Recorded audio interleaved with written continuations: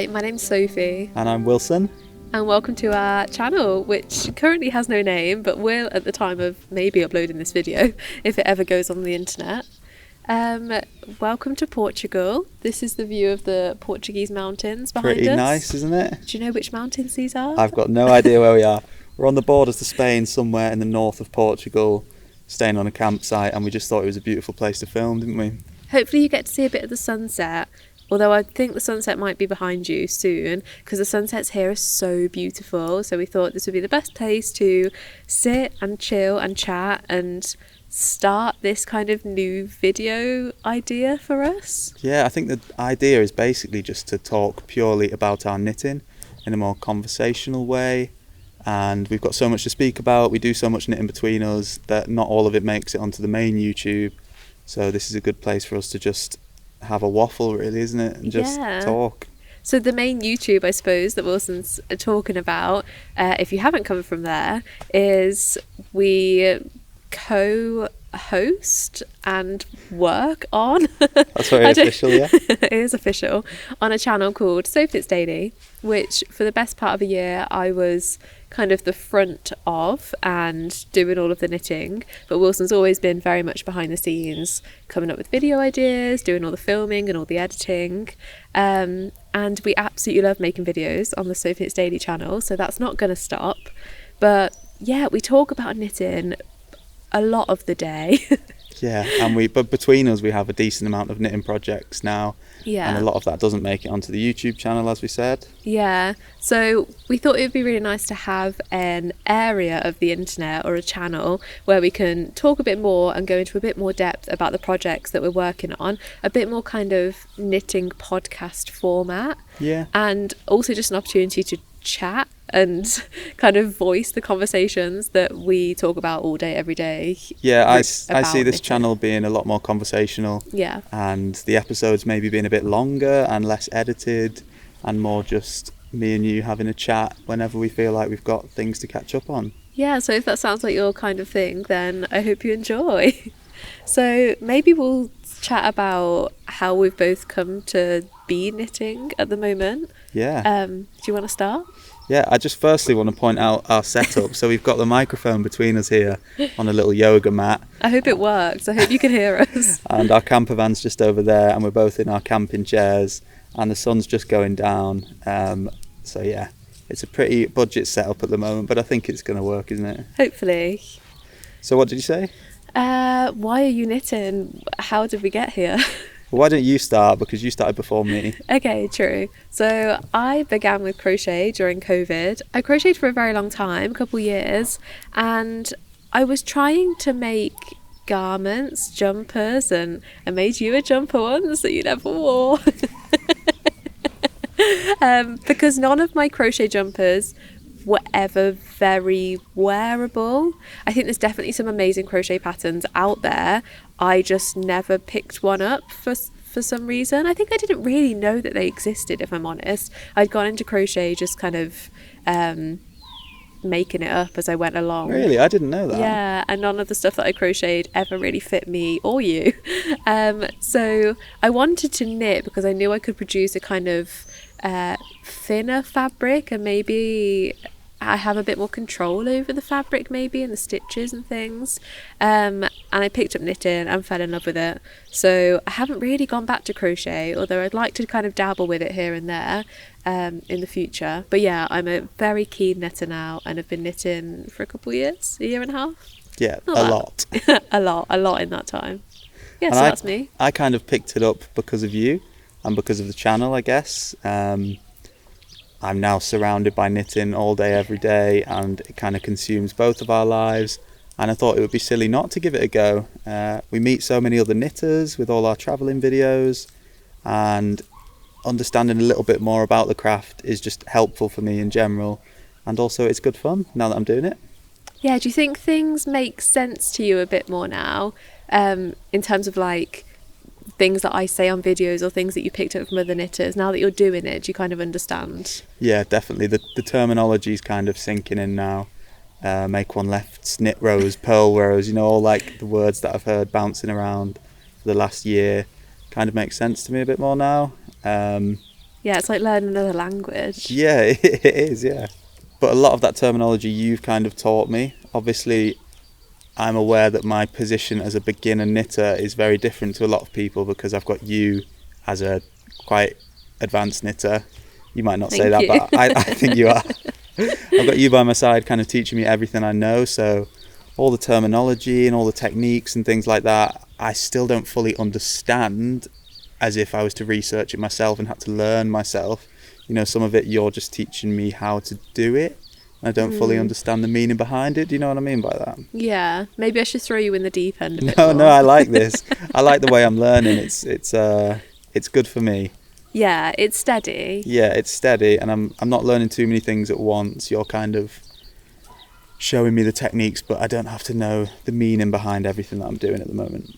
I do feel like sometimes I do struggle to take a step back from your projects. So Wilson's first project was a pair of felted slippers. They're the Samascan double slippers. Yeah, I absolutely love those things. Yeah, but when I was kind of teaching you how to knit them and I was kind of voicing the pattern to you and kind of teaching you how to do bits, I'd look at your work to show you the next step and be like, oh my gosh, there's some huge holes here.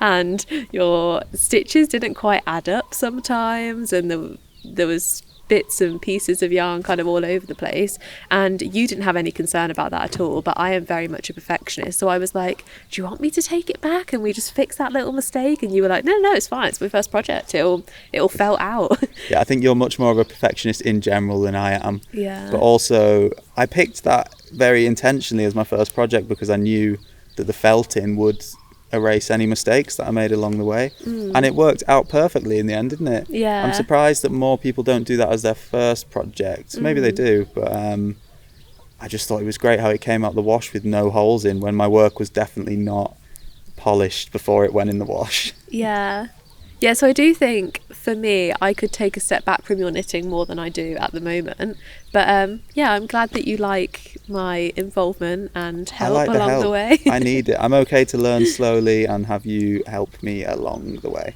Yeah, so I don't get too frustrated. I've not got much patience either. you do, you have more than you think. Thanks. But in regards to your knitting, this is something actually that I kind of wanted to talk about in a video, so I'm glad that we have this time to do it, is I feel like with you having began knitting very recently, I've learned a lot from you from that process. Okay. So can you guess anything that I've learned? Maybe not to be too precious. Yeah, that's the main thing. Are we thinking practical or philosophical things? Anything. That's my answer then. Not to be too precious about your work. Yeah, so I think... That's a little tractor that's just driving past there. There might be a few background noises throughout the podcast episode, but we're kind of embracing that, aren't we? Yeah. And hoping that you can join us here in nature for the evening. Maybe you'll even get to see the tractor. It sounds like it's getting closer. So what were you saying? Yeah, that's definitely one thing that I've learned, is to not be so precious and as much of a perfectionist, because like you say with your slippers, it felted out. In your jumper, I know there's a little hole in the front, but you don't care at all. It kind of adds to the character of Is it. there? Yeah. Okay. But you said you don't care, it adds to the character. We can kind of close it up afterwards. So I think I need to take that on board with my knitting as well. But the other difference between my knitting and your knitting is that I feel like you're much more intentional than I am. Okay, what do you mean by that? So when you finished your slippers and you went into starting this jumper, this is the Northland sweater by PetiteKnit, by the way, you literally got every single one of your jumpers out of your wardrobe, laid them all down on the floor, figured out how big they all were, how much positive ease there was in all of them, what sort of shoulder constructions you like. Yeah, I did. And that's incredibly intentional, a lot more so than I just kind of find yarn that I like, find a pattern that looks like it will go well with it and cast it on without too much thought and hope it works out okay. I think, yeah. Yeah, I think I'm probably quite aware that I'm so new that I might get something completely wrong, so I wanted to just do the work up front to kind of make sure that it was something I was going to like at the end of it. And I know how long these things take. Like watching you spend months on one piece of clothing, I know how frustrating it can be when you get something wrong and you have to rip it back. So I wanted to minimize that risk as much as possible, I think, and make sure I was getting the right yarn at the right time and picking patterns that I knew I liked, which is maybe different to how you do it. Yeah, I really like that, and I admire that about you, because I think I could take a lot more of that into my own kind of craft and do that a lot more with my knitting. I see a lot of discussion online about people being project knitters or process knitters. So do they knit because they really enjoy the process, or do they knit because the product and the outcome at the end is what they're looking forward to or they want? And I think for me, I'm a process knitter. Now, you might disagree, but I think that's why I cast on something kind of fairly quickly, do a tiny little gauge swatch, and I'm knitting all the time. It's because I just love the act of knitting. I love learning new techniques in knitting, doing colour work and cables, and even just like different fabrics. So I just want to be knitting all the time. So it's the process for me that's the most engaging. And yeah, that makes sense, because you take it everywhere with you. You have different projects for different situations. You kind of gear it up in a way that you can be always knitting.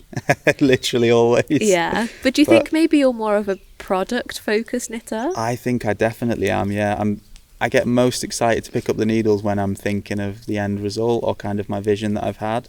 That's when I most want to knit, or when I can see progress as well.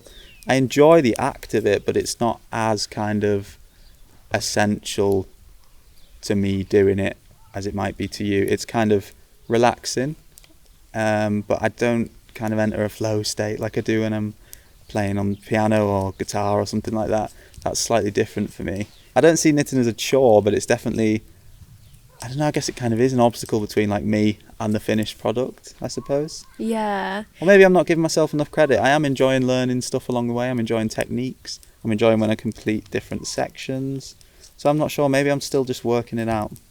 I also think maybe you're a lot more intentional with your knitting because you have a very small wardrobe. You're not a very materialistic person in the slightest. And the majority of your wardrobe is quite old clothes. Yeah, this is it. Or charity shopped clothes. So you're very intentional with the things that you have in your life that you buy. So I think that's probably why you're more intentional with what you're knitting, because you don't want to be spending money on something, or you don't want to create something that you won't wear. That's true. I'm not a big fan of waste in general, and it would take a lot for me to just go and buy a new piece of clothing in general. That's just my personality. So I think it's the same if I was making a piece of clothing, yeah. Yeah. And I also don't think I'm particularly materialistic in that I'm not out shopping fast fashion all the time, but I do like...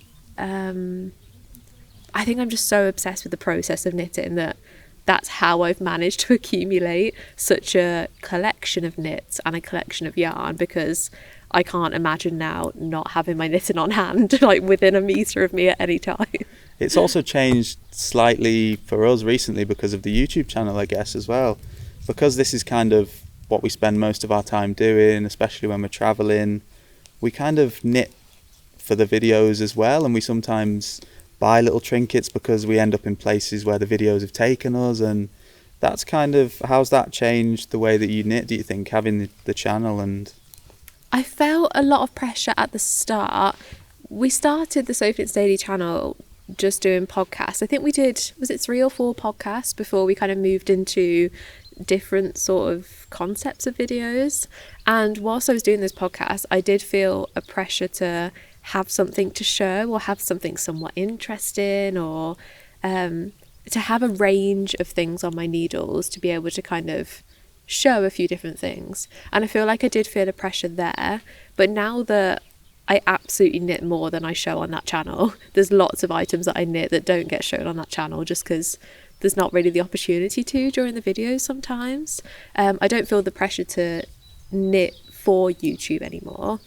The pressure that I get from doing videos is we do a lot of traveling. We've done a lot of traveling. We're in a different place every day, every week. And we go to a lot of different yarn shops. We meet a lot of different really small kind of local sellers, independent shops.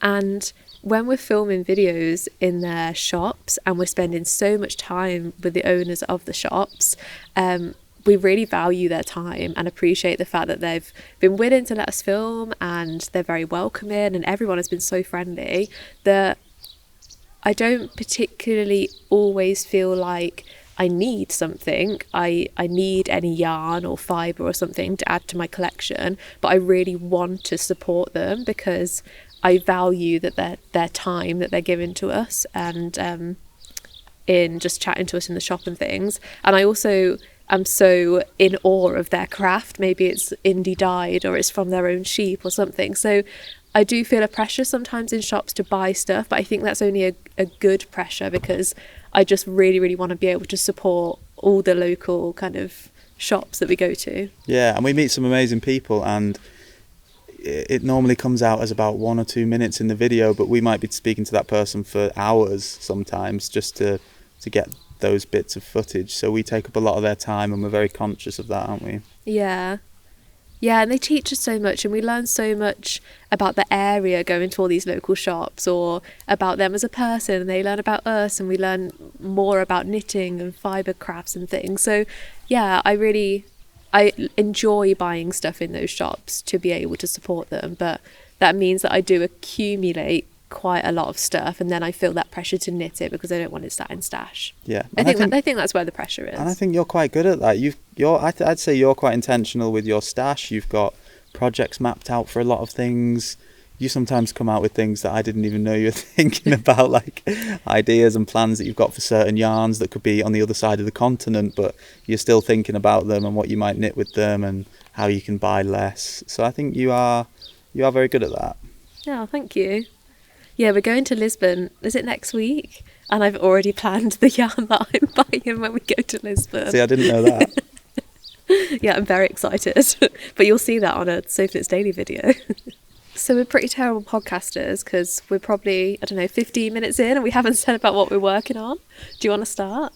Yeah, I'll start. So you might already know this, but I'm working on the Northland sweater by PetiteKnit, and this is how far I've got so far. I've just cast on the sleeve stitches. Is that what it's called? You've just put the sleeves on split hold. For the sleeves? Split for sleeves, yeah. I've split for the sleeves, so I'm now working in the round, just knitting the body, and it is the best thing ever. I'm absolutely loving it because I don't have to think about increases, about anything. I can just go and kind of pick it up and just do a few minutes at a time, and that's what I absolutely love doing. So I'm loving this part of it. Yeah, did you enjoy doing the yoke? Was that just where I did loads of increases? Yeah, so basically from the start till now is the yoke. It was hard work. I got a knitting headache like every 20 minutes. If I spent more than 20 minutes on it, I'd get a headache just because I'm quite a slow learner in general, especially with like reading, and that was just it. The pattern was a lot, and I was doing increases on purl rows and knit rows. Yeah, that was pretty tricky. I didn't even know what a knit and a purl row was really going into it, and then I had to increase on both sides, and there's just so many new techniques that it was quite overwhelming. But after doing that loads of times, I got used to it. So now just knitting in the round is like mindless for me, which is nice. Mm-hmm. But I'm really enjoying this project. I love the colour of yarn I've chose. It's like a lovely green colour. It's got a load of stuff in. It's got some red bits in, some little bits of vegetation, some brown bits. Well, I think the vegetation you're picking up off the floor. No, some of it is, to be fair. But there is other stuff that I've been picking out. What is the yarn? I think it's called Wendy's wool aran, and I don't know the colour name. I think it's a colour number, but it's really nice. Bracken? It's Bracken. So I bought the yarn when we were in Oxford recently, in a shop called the Wool Hound, and I just loved it when I saw it. I didn't intend to buy any yarn. I wanted to wait until we did this big trip in our camper van to actually purchase any yarn. But I saw that stuff in Oxford and I absolutely loved it. They had the quantity that I needed and it wasn't too expensive, so I thought it would be absolutely perfect for this Northland sweater. I think it's good that you bought it then, because you've had something to work on up until this point. So we've driven from England down through France, across the north coast of Spain, and now we've just dipped into Portugal. And we've only been to one yarn shop during that entire drive, and there wasn't anything in that yarn shop, I don't think, that quite met your idea. Yeah, I agree. And also there's just been less yarn shops than the last trip. I think I was kind of in my head expecting it to be like the last trip where we went to Scandinavia and Scotland, which is just absolutely full of yarn shops everywhere you go. There's people knitting everywhere you go. There's yarn in supermarkets when you're not even looking for it. It's just everywhere. And we were going to the Rauma factory and places like that. So I kind of thought that I'd find something pretty quick, but obviously it's a little bit different in kind of southern Europe and Spain and France and countries like that. So I'm glad that I got this before we left, because I've been able to work on it on the trip, and I have been working on it a lot.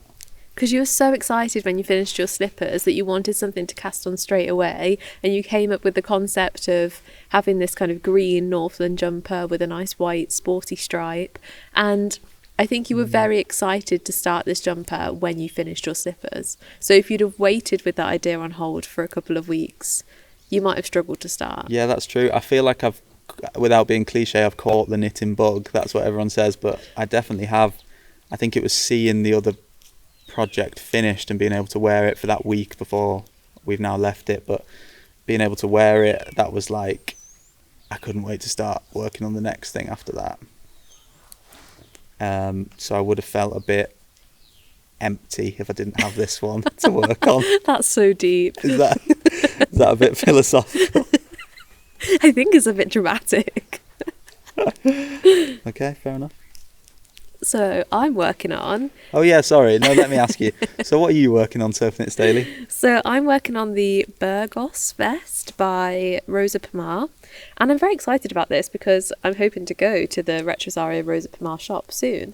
This isn't in Rosa Pomar yarn, however. This is in Yarns Vaya, which is a chainette, cotton, wool and yak blend, held with a strand of silk mohair from Zakami, which is undyed.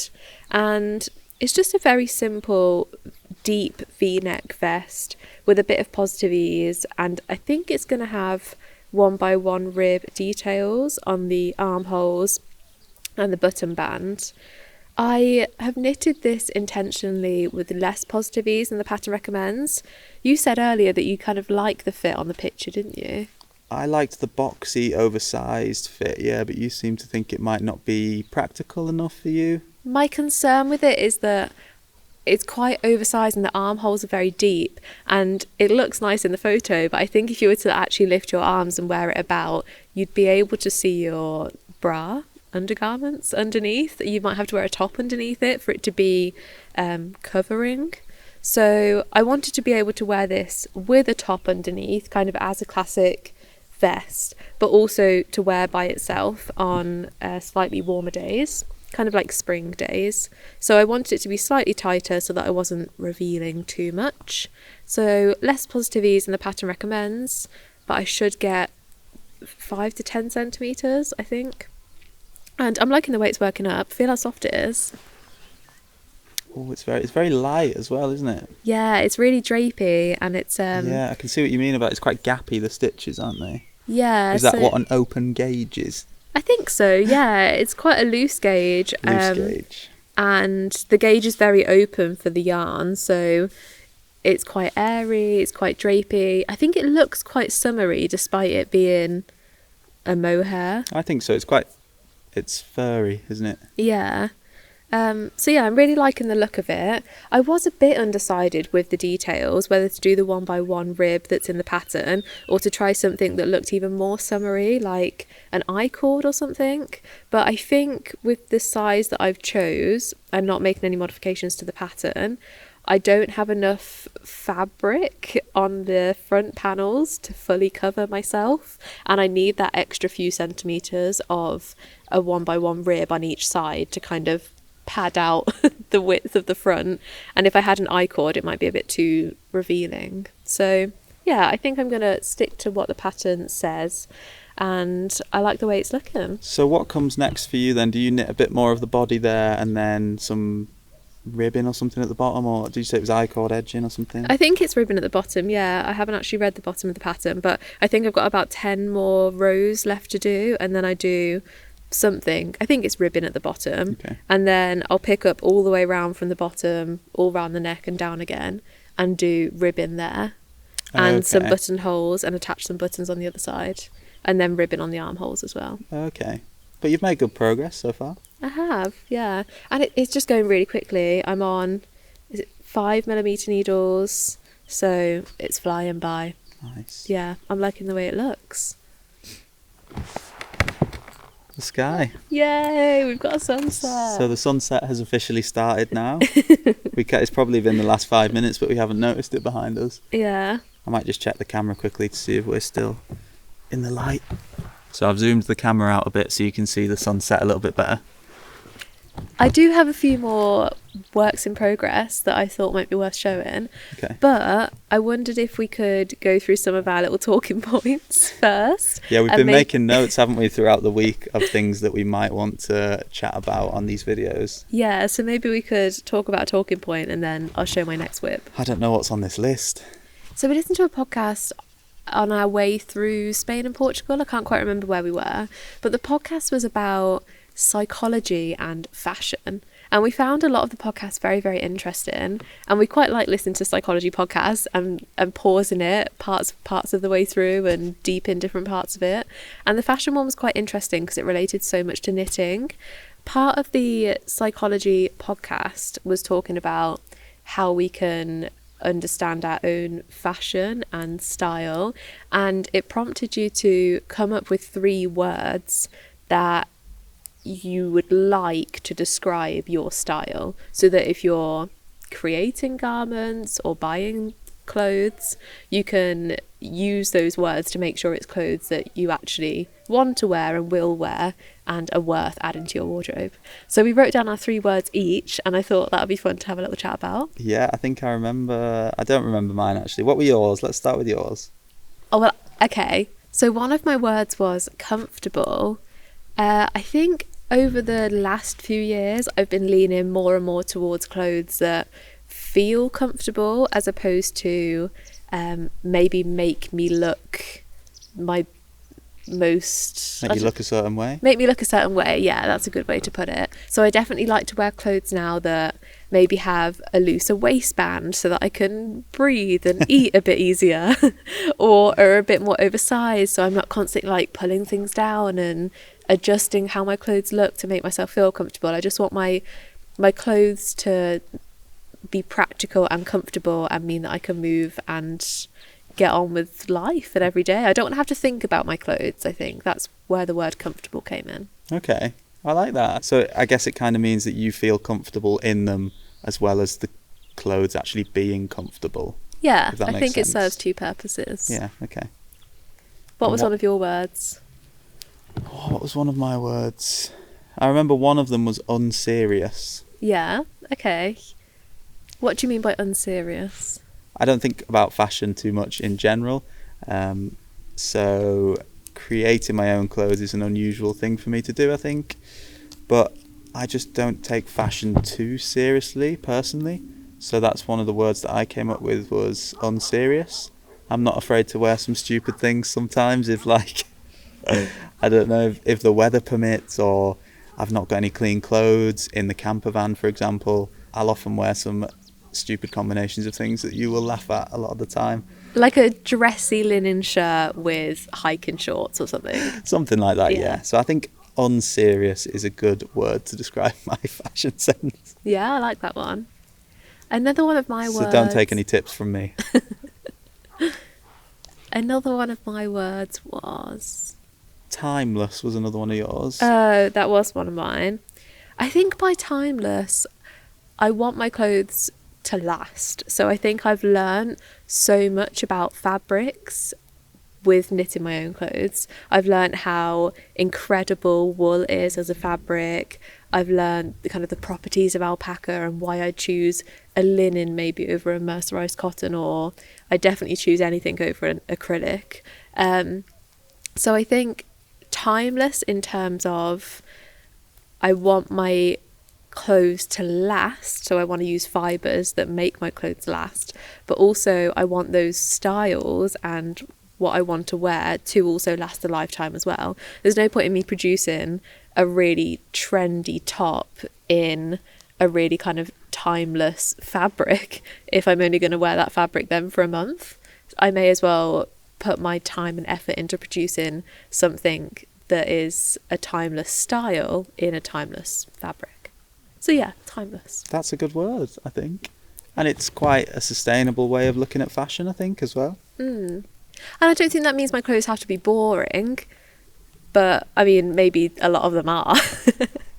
But I just pick up my basic clothes all the time, and I can have some clothes that aren't boring. I'm actually, that kind of leads me on to this very not boring. That's not boring.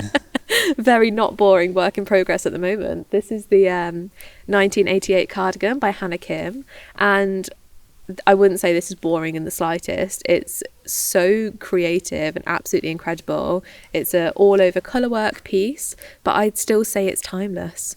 I mean, colourwork pieces, Fair Isle pieces, they've been around for years and years and years. They've kind of lived with the fashion trends over the years. I don't think they've ever really gone out of style. And the materials that you're making it with as well. The Jamieson's yarn in specific has been around for ages, hasn't it? Yeah, exactly. And I think with the colours I've chose, it feels timeless in that it's fairly muted. It's a colour that I always reach for, like a yellowy green, and I'm absolutely loving it. So yeah, I don't think timeless has to be boring, but timeless in that I feel like I'll always pick it up. Yeah, and I feel like you see people of all different ages wearing those sorts of patterns and motifs as well. People in their 60s, people in their 20s. So I guess it's timeless in the way that you probably won't grow out of the fashion sense of that garment. Yeah, I like that. Yeah, that's so true. What was another one of your words? I think warm was one of mine. Warm was one of yours. Warm. I was You were a quite bit confused. I still not. I'm not sure that I understand the word warm. I'm not sure I do. I think I was struggling to come up with words at this point. I think when you said warm, I thought you meant kind of a warm colour, and it's you don't wear orange, you don't wear yellow. So what do you mean by warm? I think I was kind of thinking if my clothes were to give off a vibe, I would want it to be a warm one. It wasn't any deeper than that. So warm in terms of a feeling. Friendly warm, not warm as in temperature warm. Because I think the podcast was talking a lot about how other people perceive your clothing and judgments they might make about you for better or for worse because of what you wear. And it was just really interesting. And I thought if I was going to portray a feeling through my clothes, I'd want it to be that, I think. Which I don't often put thought into. I like that one of your words was in relation to how other people see your clothing rather than just how you feel in your clothing.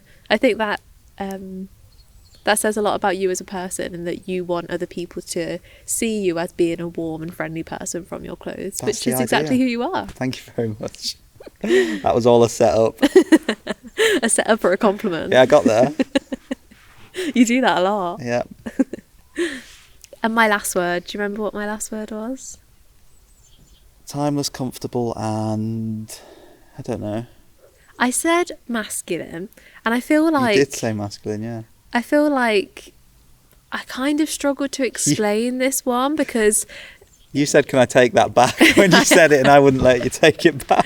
Because I feel like clothes aren't gendered. So, I don't know, a man can wear anything, a woman can wear anything. So I wanted a word that kind of summed up masculine in a better way, but that was the word that I landed on.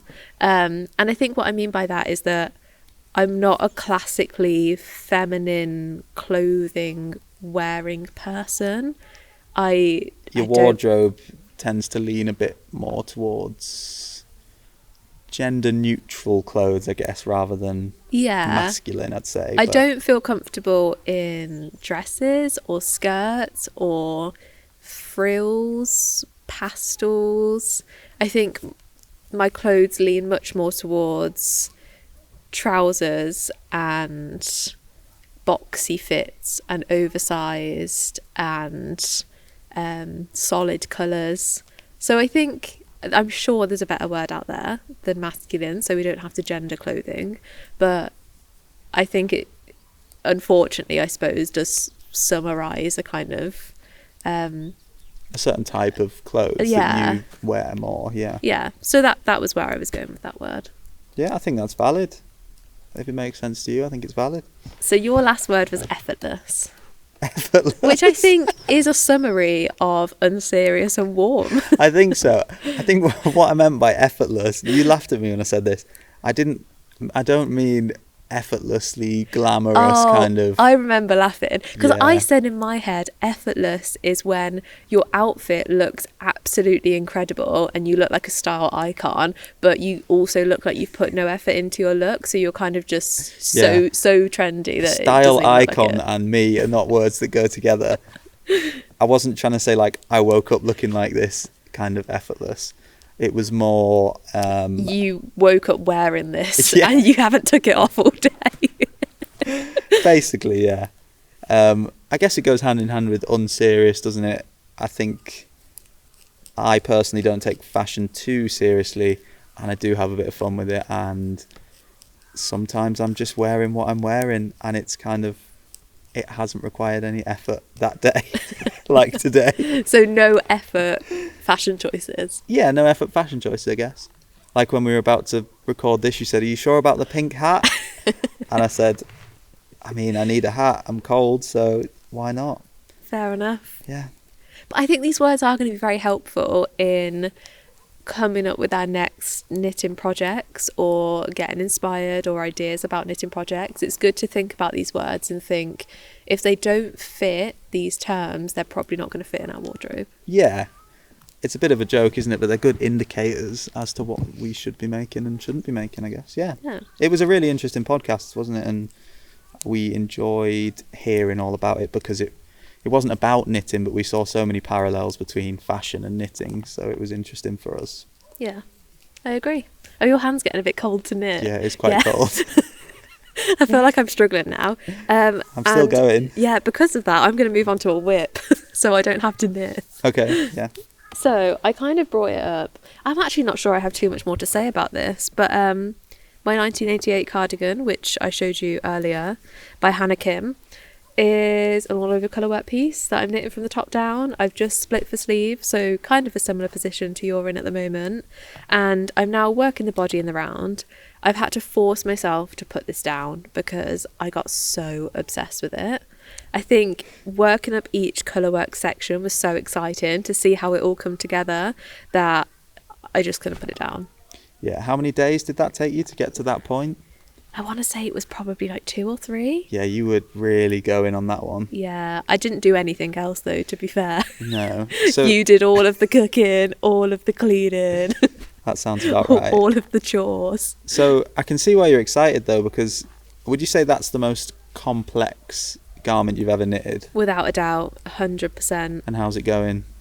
I'm absolutely loving it. Yeah. In saying it's complex though, I haven't struggled with it at any point. The pattern is so well written that I feel like you'd have a hard time to struggle with this because it really holds your hand through each process. Everything is charted, the instructions are written in such a clear way. Even when you're working in the round and you've got, I can't even remember, like 8 stitch markers or something on your needles, all the stitch markers are colour coded and all of my stitch markers are coloured, so I could line up my coloured stitch markers with the way that they're colour coded in the pattern, so I could just never go wrong. It was so straightforward to follow and really engaging because it's a construction that I've never done before. I've steeked for the first time, so when you cast on, you initially do a little bit in the round to shape part of the neckline, and then you cut open those steeks and then continue working more in the round to shape the sleeves. So I've already done a few steeks that I've cut open, and that was really exciting. I just kind of went for it. I hear a lot of people get a bit scared over steeking, and I think maybe I was a bit scared at the start. Because we're in a camper van, we don't have a sewing machine, and I didn't really want to do the crochet reinforcement because I didn't want it to be bulky. So I went at these like steek seams with water and a bit of soap and a cloth, I think it was it like a tea towel, and I was just like rubbing it for half an hour maybe to felt the fabric, and I cut it open and it's absolutely fine. I think with this Jamieson's yarn you probably don't have to reinforce it because it's so sticky it won't unravel, but I felt a bit better about felting it. So yeah, it's gone well. I'm really enjoying it. I think it looks absolutely amazing, and it does look very complex to me. But you're only ever working with 2 colours at once, so I'm able to do two-handed colour work, and there's nothing too complicated going on each row, so I think the outcome looks a lot more impressive than the actual process. Okay, that's fair enough. So sorry about that cut. It was getting dark and we didn't really realise because we were just talking. So I've adjusted the camera so it should be a bit lighter, but apologies if it was getting a bit grainy and dark before that. And I think we should probably start wrapping things up because it's getting dark and my hands are cold. I don't know how you're still knitting. I'm a machine. You are a machine. But yeah, I've really enjoyed filming this. I have too. I've enjoyed just chatting and talking about stuff that we just kind of talk about normally on a daily basis, but yeah, in front of a camera. It's something we've wanted to do for a while, isn't it? And our main channel videos are quite highly produced and a bit shorter than this, and we don't get a chance to just kind of ramble on a bit.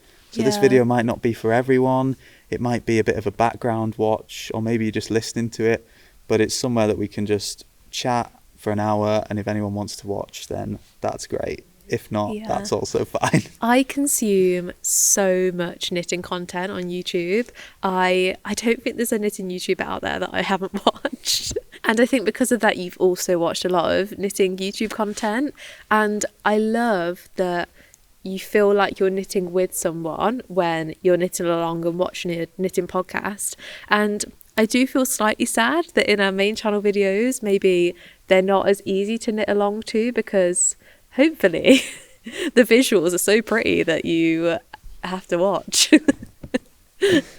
I think, they're just, because a lot of it is about the travel and meeting people, we try to make them as engaging as possible, and we kind of don't leave big gaps where we're just talking unedited and things like that. So I think there's definitely a place for a conversation like this where we can just chat about whatever's on our mind, and feel free to leave a comment on what you're working on or anything that's popped into your head whilst listening to us ramble on. Yeah, I think I just wanted to create a space on the internet that was kind of friendly and easy to knit along to, and just someone you can chat to for an hour or so a week, or every 2 weeks, or however often we sit down and do these videos. So yeah, I feel very happy about this. Yeah, it's great. And we're outside. A lot of our videos are just going to be filmed on camping chairs like this, I imagine, wherever we end up. We're in Portugal at the moment.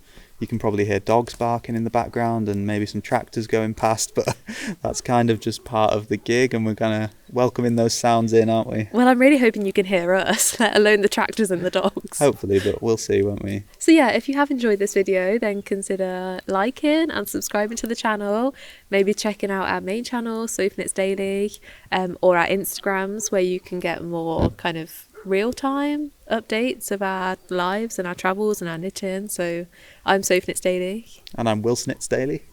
And yeah, thanks for being here with us. I've enjoyed it. Thanks so much. Hope to see you next time. And goodbye. Bye.